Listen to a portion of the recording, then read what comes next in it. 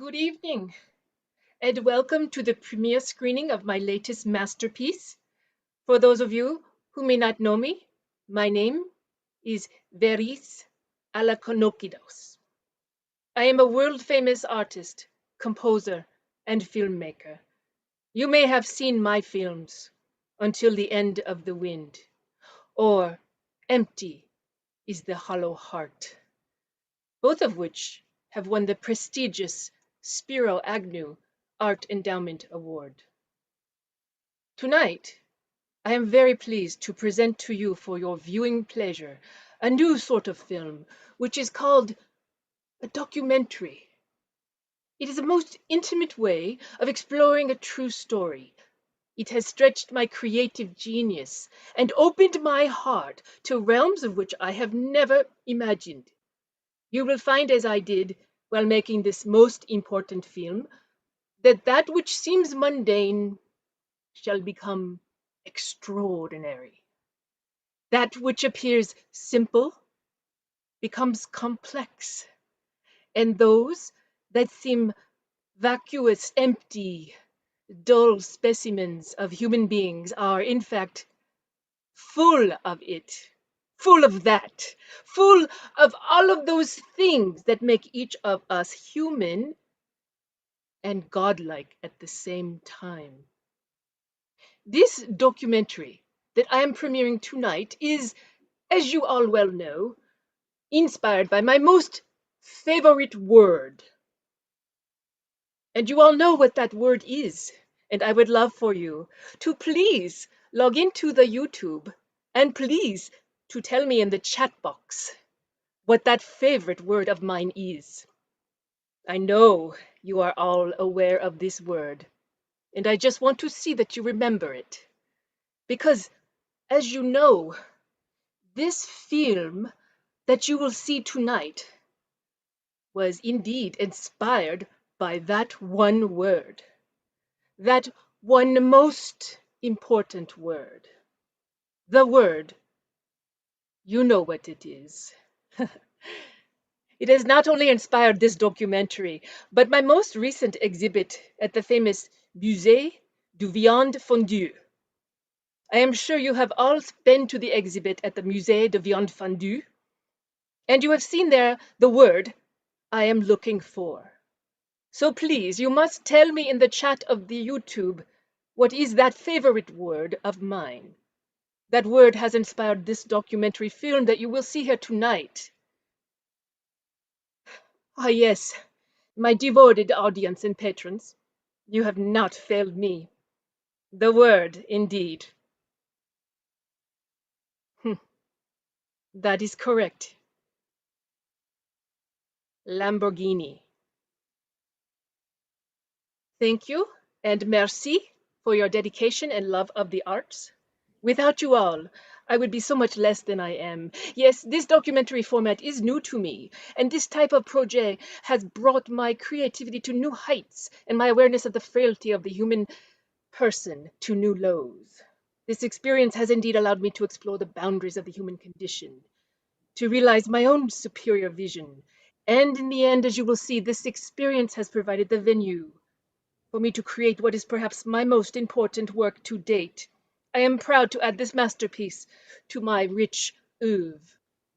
My dear friends, please prepare yourselves to be deeply moved by tonight's presentation of the documentary inspired by the word Lamborghini.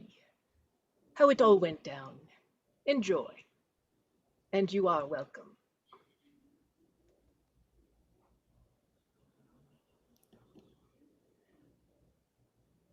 I just really felt sexy, right? Like all over.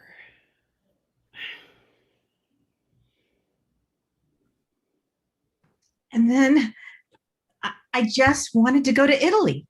That's all I wanted, and I couldn't think of anything else. Exhilaration and flaunting my wealth. That's feels so satisfying. I was on a blind date and the guy kept talking about Lamborghini as we were sitting at the table. So I ordered it. I ordered the Lamborghini. Oh God, I was embarrassed. I just had one as a kid, but it was smaller. I never actually realized that it was my future where I'd end up working and all the real hard complications that go along with the mechanics. I, you know, it was just so complicated, so beautiful, and just something that I never expected. That wonderful, that wonderful, magical, creative feeling from mechanics.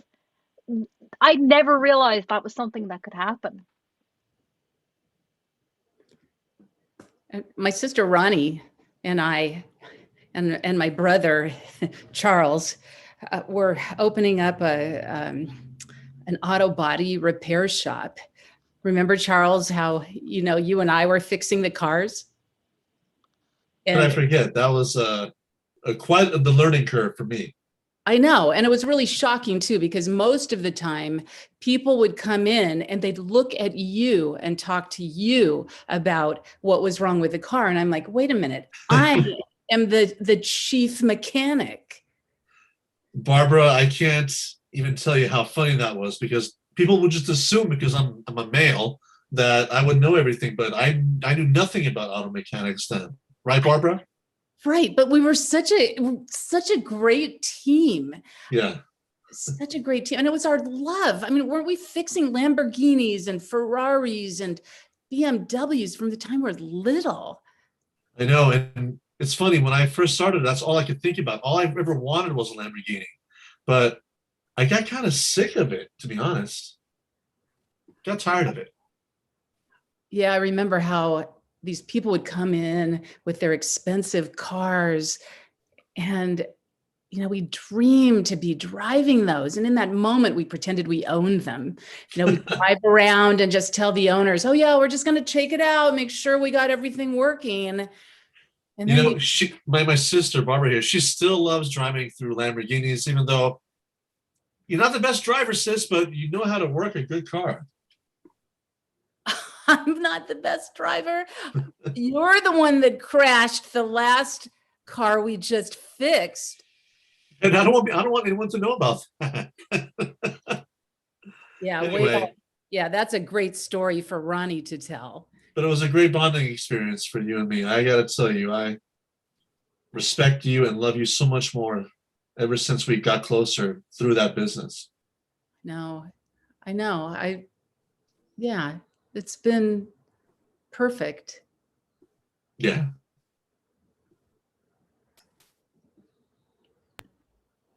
I trusted Ronnie, of course, with my life, practically, and with my car, especially, always. It was like breaking my heart, one piece at a time on the inside. I didn't mean to have her lose faith in me, but when Margaret came to me that day, I was in another place. I was having doubts about my ability. Which you failed to disclose to me, of course. At the time, she was still acting like she used to be back when we were in college together, and we had that fling back in the day. We were still pen pals. I guess you wanted to pretend to be you were still yourself around me. I was embarrassed. You've been like my oldest and dearest friend for so long, and then suddenly I just felt less, and I didn't want you to see that side of me. So I remember when I brought the car to her the first day. I hadn't seen her in a week, and I pulled up to the coffee shop. I remember her checking it out. So, Ronnie, oh my, what a sweet ride. mm-hmm. Oh, you look good. Thank you. This was all your inspiration. I was really looking forward to surprising you with it. Ugh, Oh my God. I made This it. is, I you made it. did. Yes. You're here. Tell me. Describe it, please. Describe my Lambo. Oh, oh, it's sleek. It's sensual. It's, oh my God. I mean, so many horses, so much power, so Tell me. much throttle. What's Is wrong? is everything all right? You seem a little. Yeah, everything's great. You leave it with me. I'll make it even better. That's what I was hoping for. And maybe while you're working on the car, we could spend some time together again, like old times. I'd really like that. Me too. I felt a real connection that day and very deceived afterwards. I felt a real connection that day and really bad. Me too. Well,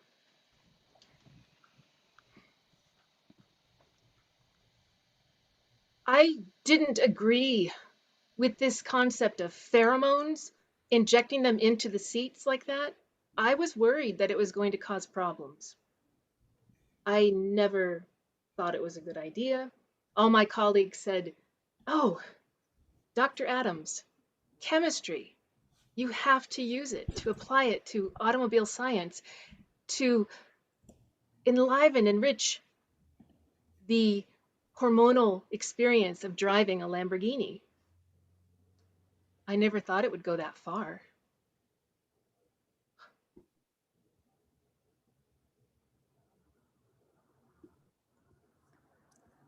I have to admit something. I love my sister, Barbara, but I have to admit was so jealous of her that she was so technically proficient and I wasn't, and that she had this brilliant idea for the business, and she's the one who took us out of our situation with the family and started this new life for all about everybody. I mean, I love her for it, and I am proud of her, and I'm honored to be a part of it. But I'm jealous. I wanted to be the one that could also prove myself to that family, not just follow in the footsteps of my sister. You know,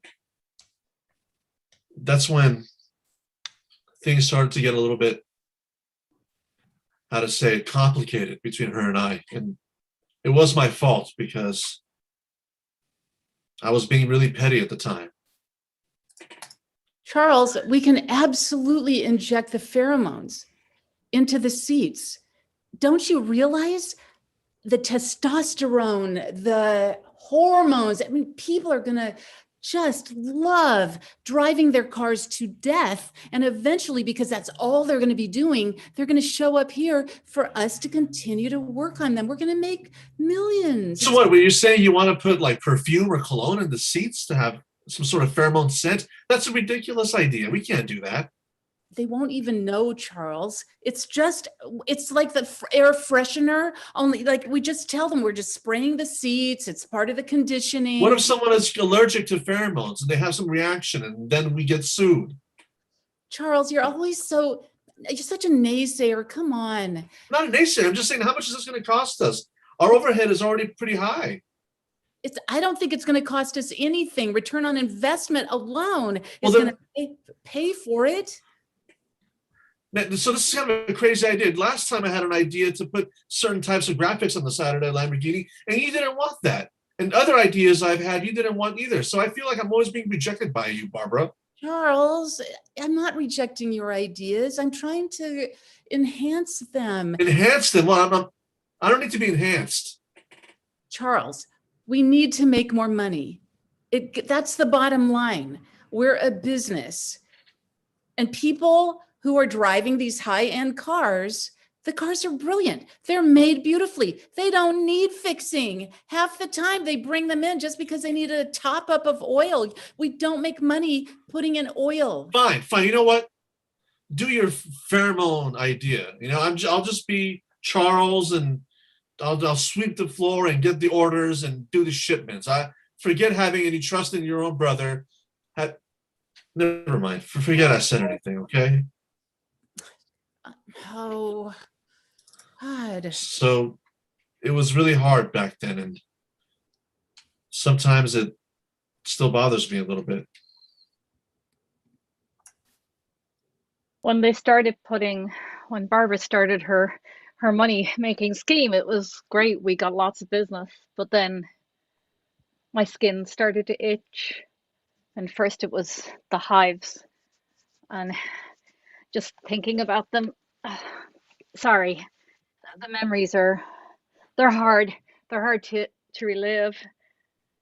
And then what happened next was I started forgetting things. I started forgetting what the names of car parts were. I couldn't remember what a fan belt was or spark plugs. I didn't know what engine was in a Ferrari. So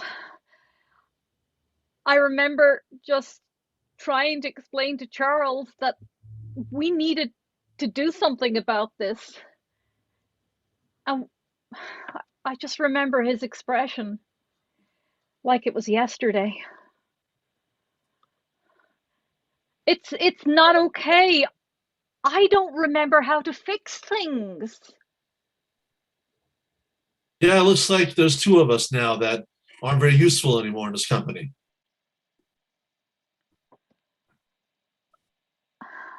You feel it too? Yeah. But Ronnie, is something wrong here with you? Like, are you having some issues that I don't know about?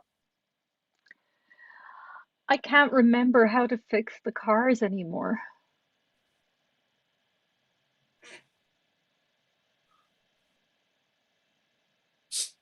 Do you need to see a doctor? I have an appointment tomorrow. I I wanted to talk to you first in case I forget anything else because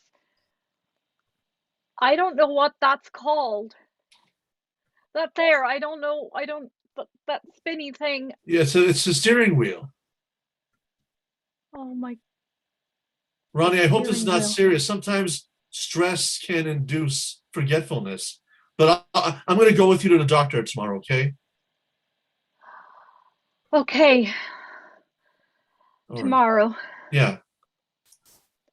And Charles he had to ask the questions because my mind was empty. I didn't even know how to tell him what was going on. It was it was terrifying. So I went to the doctor. Dr. Adams was really helpful.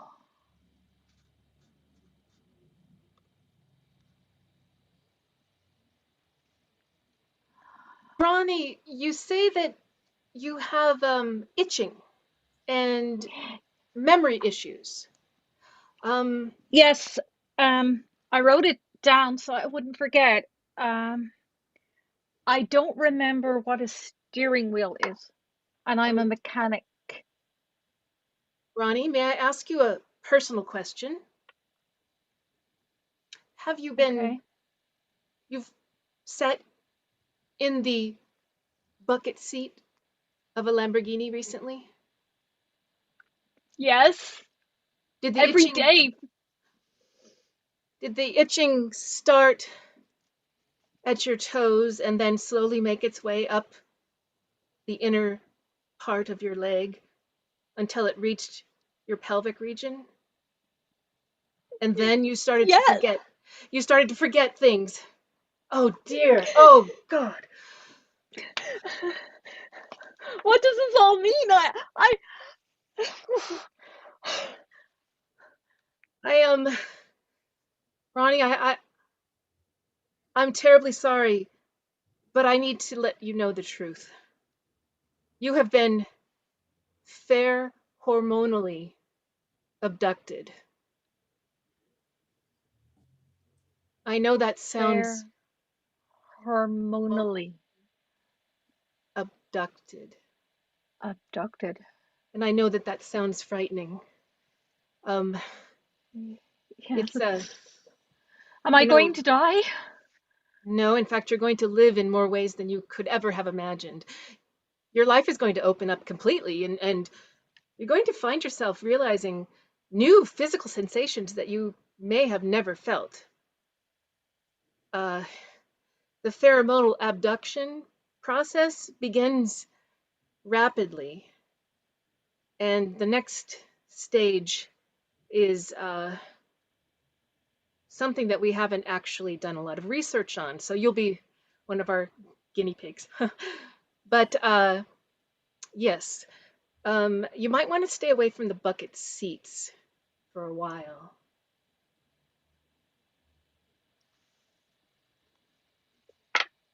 Okay. I told Barbara that we're starting to get these strange complaints about people losing memory. And then Ronnie told me that it had something to do with the pheromonal abduction of her mind. So I had to confront her. And our mother came too. Mother Chelsea, we call her. Yeah, so see, Ronnie, that's what they're all complaining about. It's right here in these reports. Oh, hi, Mom. Hi, honey. What reports? I need to know.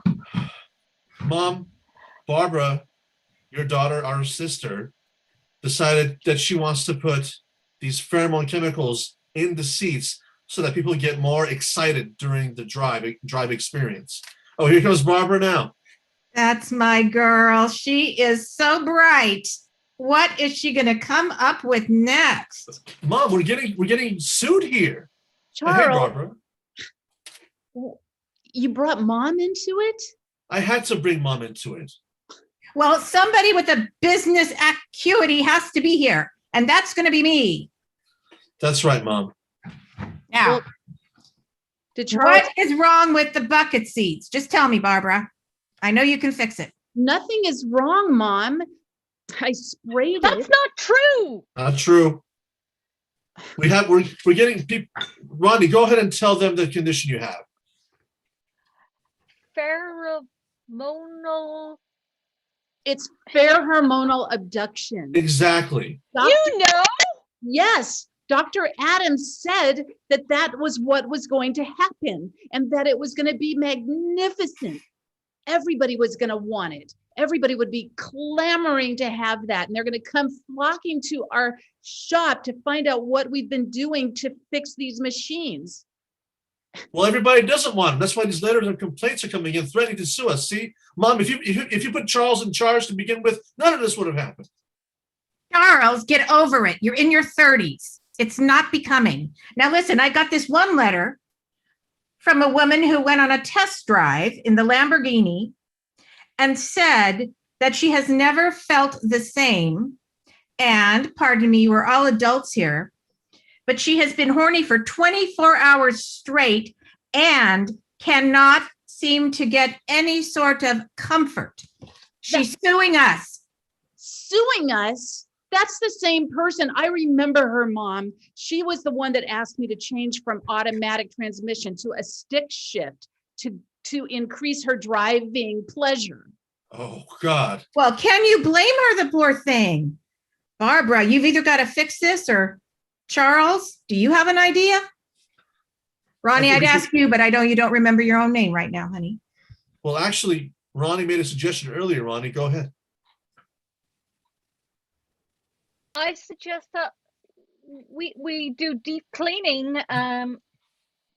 We're going to just offer free service of car wash and deep cleaning for all our customers. Get the cars back in under the guise of this and remove any evidence that you tampered with the vehicles. Exactly. You see, Barbara, that's going to cost us so much more money. If you trusted me to begin with, Barbara, if you were a sister that could actually get closer to me, then none of this would have happened. Charles, don't you see? I mean, even if it's a small percentage of people who didn't like the driving experience, what about the ones that love it? Come on, Ronnie, are you telling me that you haven't enjoyed it? Well, at first I couldn't remember things and I had hives, and then I suddenly became really good at dancing. And then I woke up feeling extremely happy and comfortable being who I was. So now I'm confused. I don't know. My arm is like a line of pins because they're experimenting on me because I'm a test subject. Nobody knows where it's going to end up, Barbara. We can't do this to people. Barbara, I'm going to ask you a question, point blank. Do you trust me as your brother? Charles, I've always trusted you. So then trust me to help us get out of the situation, okay? And then that's when it started to take a new turn for us in the family and the business. When Margaret came into the office, she was a mess, weren't you? Complete and total mess. Uh, I had felt so betrayed and misunderstood. Once I found out what was going on, why Ronnie wasn't giving me my car back, but she was spending more time with me like I wanted. I wanted us to reconnect, right? Dr. Adams has been so helpful. I wanted to reconnect with Ronnie on a intimate level like we had. And she was going dancing with me, and we had late nights together. I felt the romance again, but still no car. And Dr. Adams explained. Well, the next level to this, as I explained to Margaret, was that fair hormonal abduction sometimes takes the form of animate love devotion, or should I say inanimate love devotion. And that was what we were afraid of. Lamborghini Incorporated was very worried that this could turn into something like that. And I didn't think it was going to happen. I mean, Margaret, you remember the day that I came to visit the shop. You were there, Chelsea was there, and Chelsea was brandishing a gear shift, and she had clearly been in the bucket seats. I had never seen somebody so out of control with their own. Chelsea, Oh, you're a mother of 3 children. is that my car? My car. You took the gear shift, the gear shaft shift. Oh, say from- shaft again. Oh, baby. I am finding so many fun things to do with gear shafts. You should try it. Just stay away from the trunk. A Lamborghini's trunk is not that big. So I was really surprised when she left licking the gear shaft or shift. My car. My car. I know, I'm so sorry, Margaret. I never thought it would get to this level. I never thought it would get this bad. I almost bankrupted the company. I had no idea that the next level was inanimate love devotion. All of a sudden, people just loved their cars. Relationships were breaking up. No one spoke to the partners, their wives, their sons. Nobody was talking. They just wanted to be all over their cars. You see them on the streets, like, get out of your car. People are screaming at their mates, get out of that car. Oh my God, I have no idea what happened. I should have trusted Charles at the beginning, who told me that it was a mistake. It hadn't been tested. And I tested it on my sister. I know I'm going to have to make amends. I don't know how. We're running out of money fast. No one's bringing their cars into the shop to be fixed or tuned up because they don't want to let them go. If they bring them into the shop, they want to spend the night with their cars. It's crazy. Oh, God. Oh, you bet I went for payback. I wasn't gonna let that slide. Ronnie had ruined my trust, besides ruining my car with her family and lying to me with her affection, falling in love with my car.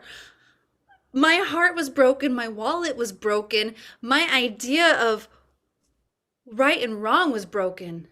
So I sued. I put out a petition, I made online campaigns, I used the money I'd been earning because I was making very good money for that Lambo. I put it on blast that this ferroduction thing was a problem. They had caused it, and they ruined lives, including mine. The whole city got together, every single one of them, complaining about how their lives had gotten ruined too. Marriages broken up, families fighting. I didn't want to have to go that route. I just wanted to be with Ronnie. What was I supposed to do? So Charles and I tried to talk it out, right, Charles? And Yeah, we did.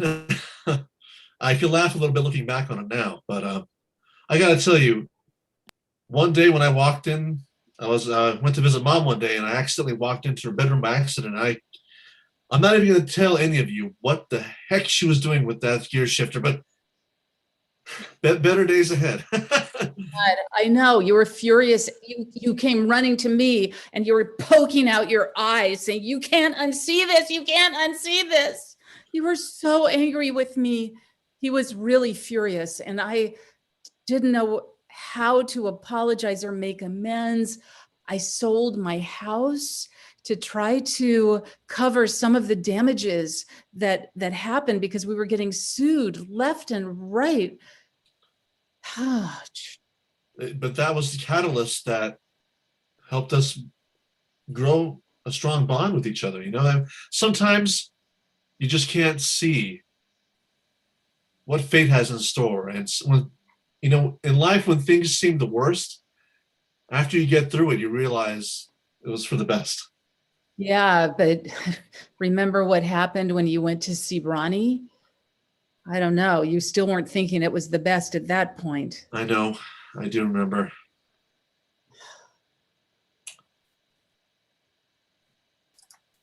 Ronnie, how are you feeling? Uh, I'm just here to see Margaret's car. Oh, well, it's right here. Wait a minute. Are you here to see Yeah. Margaret or her car? The car, of Wait, course. no, Ronnie, the car I is. br I brought it flowers. You brought the car flowers, Ronnie? Are you? Don't take this the wrong way. Are you completely insane? Insanely in love with the Lambo, of Can't course. be. What are you talking? This whole family's going crazy, Ronnie. Oh my God, Ronnie, I Of refuse to course you can come to the wedding. I go mean, wedding. So I couldn't. I mean, it was just crazy what she said. But you know, life throws you curveballs at times, right? Well, and at that point, we decided we better talk to Dr. Adams and find out if there's some sort of a antidote for it. Like nothing we could do to scrub bucket seats was making a difference. It seemed to just make it worse. You Yeah. rub it and the pheromones were just like up in the air and leaking out of the cars. I mean, it was crazy. Yeah. Wild days. Oh God, I wish Dr. Adams had come to us sooner than she did, but thankfully she did have a solution. I just wasn't sure that it was the one that we wanted to take on, right, Charles? It seemed like too risky at this point. Yep. At least he's talking to me again. God. Yeah, right. I I couldn't let the family take the blame for this. It was my doing. I had to find a way for them to get out of this. And I had frankly spent so much money on attorney's fees at that point that it was economically no longer feasible for me to stand behind this idea of hormonal injections into Corinthian leather bucket seats. But the solution, it eventually it helped. I mean, I'm not sure that Chelsea's ever going to be the same, but you know, I think I think it's made a difference for some people, um, and I think some people are just going to always have a thing for wheels, two wheels maybe. But I think it's embracing that. That's the key, and just realizing that love is love, right? That's what I say. Love is love, and you know, if you love a car, then just embrace it. I mean, literally, right?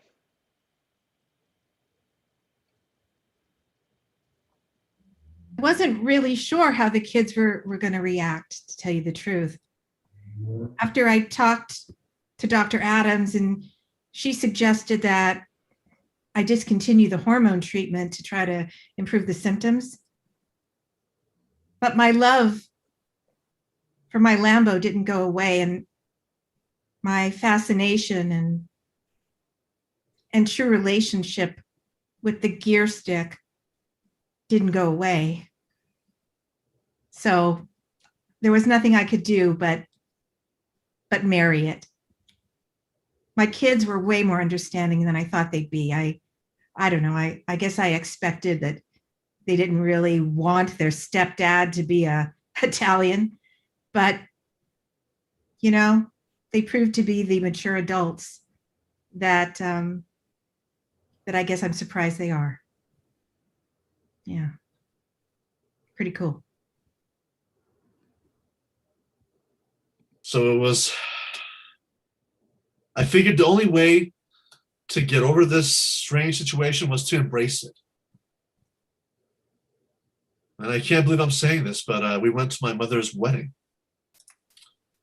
Mom, so great to see you. Oh, wait. Don't look at me yet. Oh, ma. Oh, well, Barbara, Ronnie, I can't believe we're doing this for Mom. Okay. It's Mom, you're oh, beautiful. I didn't get to wear Mom. a veil at my wedding to your father, so well, at least you're happy, Mom. You're glowing. yes. Thank you for coming out to the garage and being here to witness my love for Larry. Larry, is that what we're calling it now? I mean him. Larry Lambo. Larry Lambo. Yeah. And I'm just going to be holding on to his gear stick as we say our vows. Well, Mom, I can see the glow in your eyes. I'm really happy for you and Larry. I pulled off his steering wheel. I'm sorry, Elle. He's old, but my God, it's gorgeous. He has the right curves, Mom. Well, Yes, Mom, it as a does. wedding gift, we're going to give you free maintenance and tune-ups for the next 10 years. Did you hear that, Elle? Oh. We want to keep this car nicely tuned and lubed for you. Oh, don't worry about that. You know, we're the best family ever. And I want all of you to be as happy as I am. I especially worry about you, Ronnie. Oh, I think it'll be okay, Mom. I, I'm happy for you. Congratulations. Thank you. All right, time to start the honeymoon. Hold on, is that Margaret coming right there? She looks a little bit upset. Uh-oh. Oh, Mark, Give Margaret. her some privacy, Charles. Okay. Ronnie? Margaret. I'm really sorry, Margaret. I had to find out from neighbors and friends.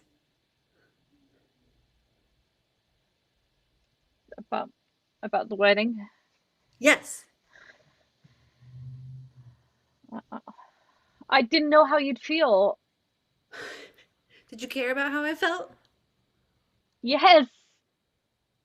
Was that the pheromones talking for my car? No. No. I've had a test done. I'm negative for all of that. I'm me again. Really? Really, it's me. I'm right here. Then your eyes are so much clearer. You're so beautiful. You are So too. beautiful. I've missed you so much. I missed you. Oh my God, I'm ugly crying now. Don't. It's a special day. My car got married. Your car's my father-in-law. Or father. No, he's going to be. Oh, I want him to be your father-in-law. I'm going to miss him though.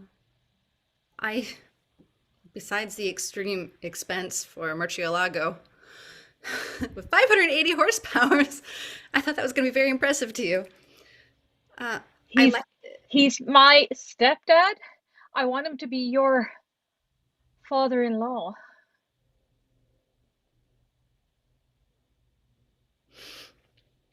I did pay for him, so that seems only right. Will you marry me? Oh, that's what you meant. Yeah. Oh, yes, yes. Yeah, well, not only did we celebrate mom's wedding, but it's my sister's engagement. What a crazy time. Charles and I started speaking again. Oh, my brother's so great, right, Charles? You always see the silver lining everywhere. Well, we had to, we couldn't live this way, and I love my family. Yeah, and so Charles was so good. He put a bed in the auto shop for me because I sold my home, and he created this really lovely private space for me. And I promised I would work overtime on all the cars that would come in just to make up for the money that we lost with the lawsuits. But the solution that Dr. Adams came up with was working, and people were happy. Yeah. We put a GPS tracker on mom. It was easy, and we know where she is, right? Yeah, for the honeymoon, they went to Daytona. Oh, she was so funny. Yeah. And Ronnie,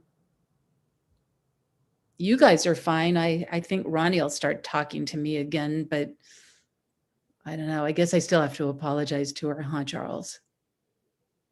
In time. You're the best brother. You're the best sister. Okay, yeah, I did. I had to try it myself. I had some in a small container. Thank God I didn't drive the Dodge Dart that day. So luckily I was in my Land Rover, and okay, it's true. I never, all this time, he was right in front of me. This robust, sturdy, steady guy. And when I experienced it, I was like, oh, how could I have not seen this all along? Well, um, we're happy. I am happy now with Ronnie. Despite the ups and downs, we really did embrace love is love. And the family actually helped buy me another Lamborghini that was sort of a gift for Ronnie and myself. So we now have a Diablo in our lives that we share and have found some time between us in those seats that I never saw coming. I'm ready for, I don't know, some online adventures, I think, with our little Diablo experience. I never realized how it was going to turn out at the beginning. It was a roller coaster journey, and it led me to the absolute love of my life and our adventures together in our new vehicle. Vroom vroom. And I did eventually make up with Barbara, and our family are we're in a better place. The funny thing is our family reunions now. I mean, we have to rent acreages to fill in with, for all the cars and the people, and most especially the new grandbaby. I love my family so much that I opened up a side business repairing bicycles to help make ends meet.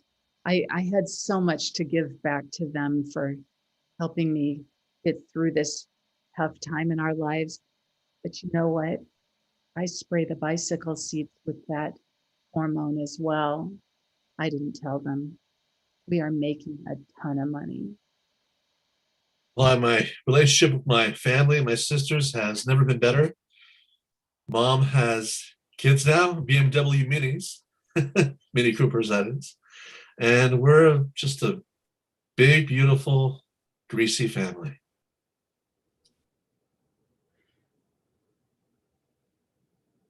And that's our show. Thank you for watching. So, well, that was our production of how it all went down, and hopefully you enjoyed it. We're Synergy Theater, and normally we are performing live, mostly at the Lesher Center in Walnut Creek. But right now we're performing live here in these little boxes, and we're so happy to be able to do that with you. Thank you so much for watching us. And I should introduce everybody. We have Lauren Baumbauer, Geraldine Carolyn, Arastu Darakshan, Nikki Vilas, and Lynn Shields. And I am Eileen Tumlin, and we are just so happy. I guess we should take a bow at the count of 3 and then wish you a good evening. So And Eileen directed this. It's her baby. Yeah, okay, it's mine. I'm sorry. No. Just all right. 1, 2, 3. Let's give our audience a bow. Thank you so much, everybody, and have a good evening.